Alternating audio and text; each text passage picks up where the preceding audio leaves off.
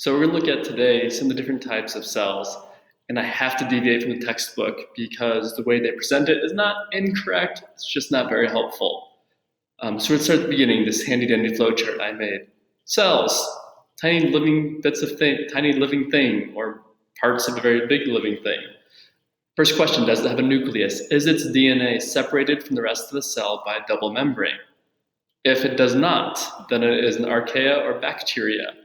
And these are two very, very different, hugely different branches of life, but they look like tiny little blobs of weird shape, and we don't know much about archaea.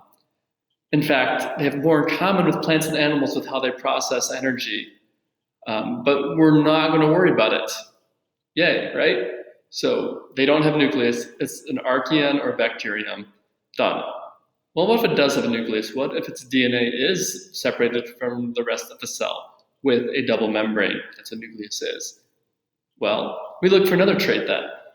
Does it have a cell wall? Hopefully you remember from middle school science that plants have cell walls, rigid structures that, rigid structures that protect the outside of the cell, outside of the membrane. Only plants have cell membranes. What if no cell membranes? Animal, our group. That includes all the mammals, birds, reptiles, amphibians, all the crustaceans, everything animal-like has no cell wall. Otherwise, we could not move as like we do. So next time you're out dancing, be thankful that you don't have cell walls. Fungi are a weird group because they have bits of cell walls, just not totally surrounded by cell walls.